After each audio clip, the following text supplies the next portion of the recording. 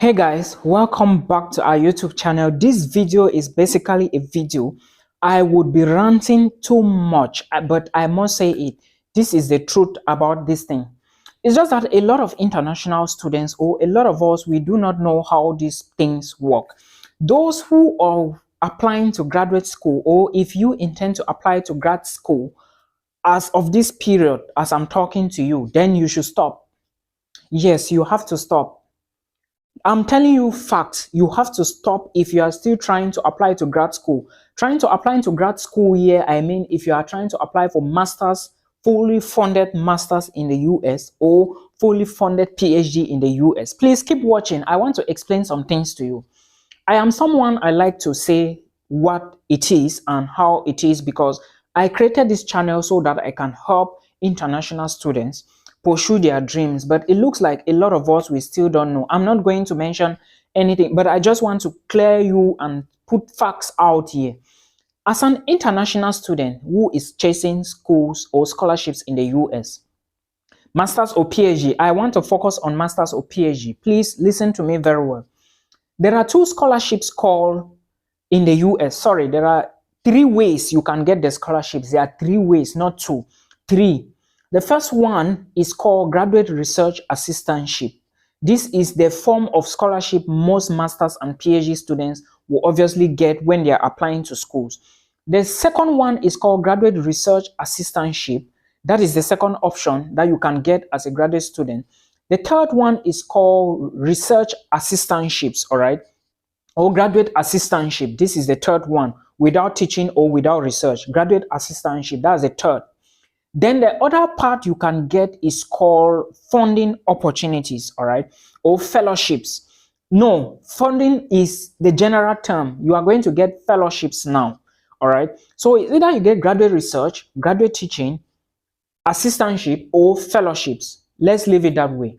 Remember again that for you to apply to US schools, all right, or schools in the USA, I will always focus on USA than Canada because US have many universities with scholarship opportunities for everybody. It doesn't matter if you have 2-2. It doesn't matter if you have a past degree. It doesn't matter if you have a third class. So I want to draw your attention. It doesn't matter. I know someone with HND who has HND in Nigeria and she has 7 offers fully funded in the US. All right. She is studying at Florida now. So there are scholarships for everybody, but the timing that most of us will use, the timing is wrong. Now is March, let's just say March 20th.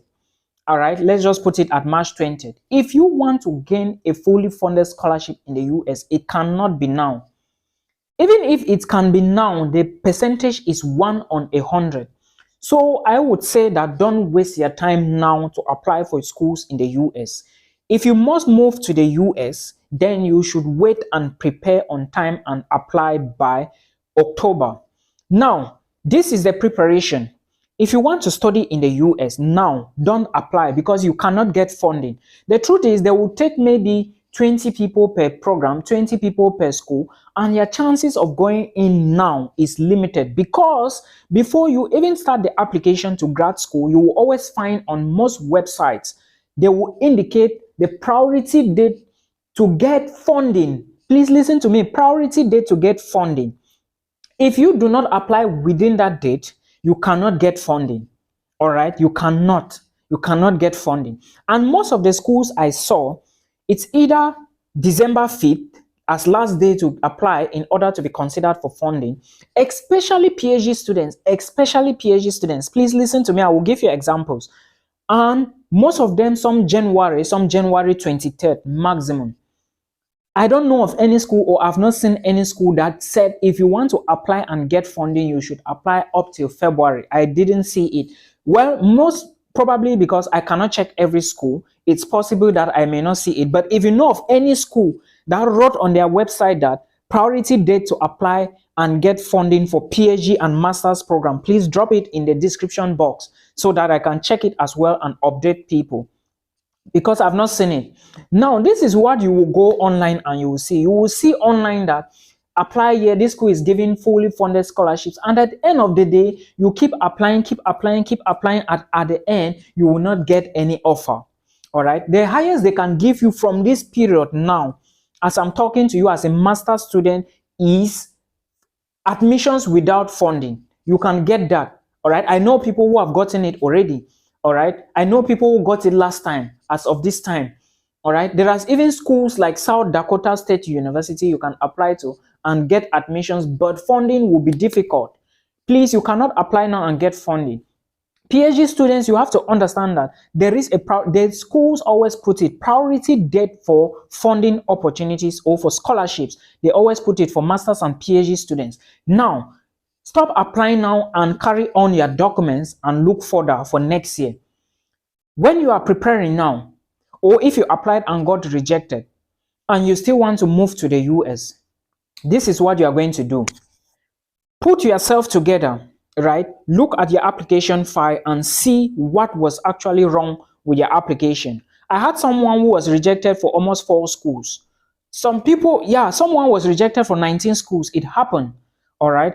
Especially those who were using bachelors to apply for masters, to apply for PhD. Some of them will be rejected. Of course, I know it happens like that, why others will go in. But right now, if you want to study in the US, if you still want to pursue academics in the US, get your documents, take your motivation letter, sit down, all right, read it again, bring out all the motivation letters for the 5 schools you applied to and got rejected, put them on the floor, go through them and see.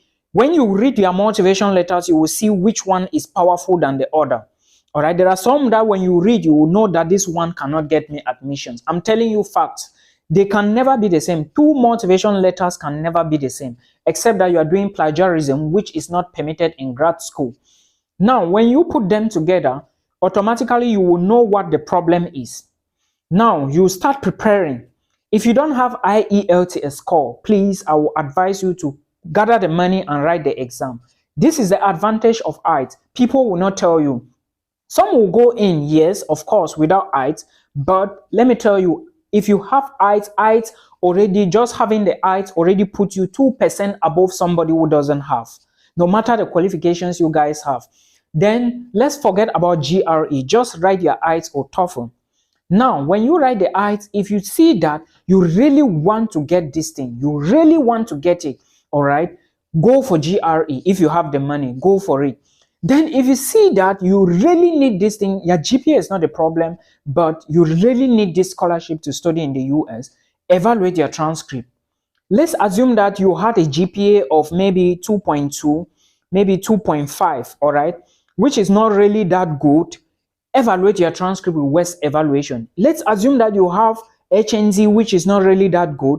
Evaluate your HND transcript and convert it. When you evaluate your stuff, or when you evaluate your transcript, normally a degree transcript is not supposed to be evaluated, but when you evaluate it, a lot of the grades go up. A lot of your grades will move up. When you evaluate your HND, a lot of your grades will increase. Yes, I'm telling you facts. I know these things. Then there are some schools that will specifically tell you that you must evaluate your transcript. Now, in these particular schools, you can apply to.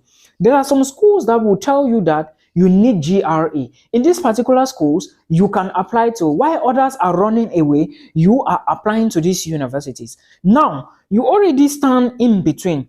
Let's assume that you were supposed to apply just for 3 schools. Maybe now you are applying for 6 to 10 schools.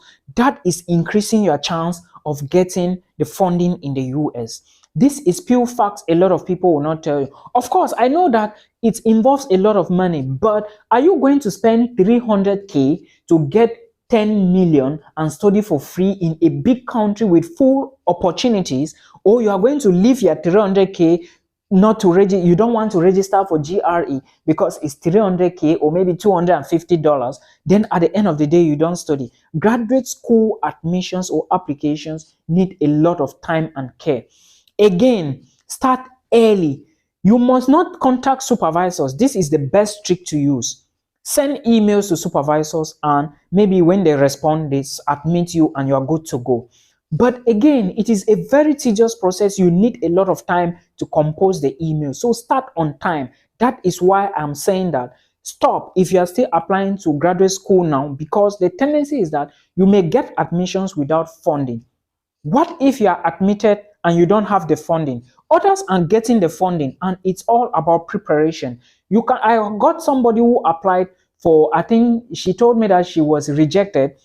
Then I asked her, how many months did you take to prepare for grad school? She told me that she used just 2 months to prepare. And I told her, no, you cannot prepare for grad school just 2 months. Your motivation letter alone needs to take you. This is not something I'm guessing. It needs to take you at least 2 months, all right, to draft perfect motivation letter. If you are smart enough, you may just spend maybe maximum 5 days, 6 days, and you are good to submit your application. All right. The difficult part and most important part in grad school application is your statement of purpose or personal statement. And again, personal statement is not the same as statement of purpose. These are two words people don't understand. Personal statement is different from statement of purpose. Personal statement, you mix a little of your personal life, how you evolve, and the things that cause you damage, but you grew up and developed, how you build up. You understand? That is personal statement. Then you mix the part of the research in it now for your statement of purpose, and you apply to grad school. I'm telling you that you should start preparing now, so that by September, August, September, you are contacting supervisors. Because if they find interest in you, they are going to take you and give you money, fund you. You understand? But if you wait till like November, you start applying, it is going to be a very disastrous game. You cannot get it. Because there are people who have been on this journey already for more than 6 months. I know someone who got like 7 offers. She said she was not sleeping. This is not something for the weak. If you must go into the US and study for free, you need to sit down, reflect, and strategize to see that you put in the work and get results. This is not for the weak. I can assure you that this is not for the weak. Your statement of purpose must be very powerful. Your statement of purpose or personal statement must be very captivating before you can get into grad school. All right. Contacting supervisors may be a great way for you. Your results may be good, but if you fail to capitalize on the statement of purpose, you are not going anywhere. All right. I know people with 2.2, they are studying PhD. Some are doing masters in the US for free. But while others with maybe 3.0, 3.1, they get rejected. That is life, and it all boils down to preparation, time management, and so many other factors, guys. So please get all these things. This is just an advice video. I don't know. It's just an advice, like I said. So it may not sound well to some people. It may be well to some people. But if you keep applying now, the tendency is that you cannot get full funding. This is fact. This money they are giving. I contacted a school last time for somebody. I asked the graduate coordinator that how many students did they take for their program last year. The coordinator told me that they had 17 applicants and they took 5. Imagine that if they had 20 this year, and when they said the deadline was January and you are coming in March to apply, all right, do you think they can give you? They cannot, because the school is small. They have limited money to give to few PhD students who are serious, because they cannot say deadline is February and you are coming in March ending or April. It means that you are not serious. You didn't prepare, you didn't read, all right? So these are some of the things. I contacted another supervisor. Let me tell you secrets. Then he told me that there were some things. I was doing it for somebody anyways. He told me some things to do. Then when I told the guy to contact him, the guy contacted him and he never replied. The guy used a different email, and it was not the type of email you use to contact supervisors. There is a technique. These things, you cannot be contacting supervisors as if you are addressing kids at home. No, they will never reply you. You understand? So when I told him, show me the email you sent to the lecturer, the professor, that was when I noticed that the email was not formal. You cannot be contacting people who are academians and you are behaving as if you are sending emails to them as if they are kids. No, please put in the work. It's a lot of work to study in the US, a lot of work. But if you put your mind there and say, I must study in this place, then you will definitely go in. It's not by luck, it's not by chance, it's by the workload you put in. All right, till we meet again, this is all I have to say for now.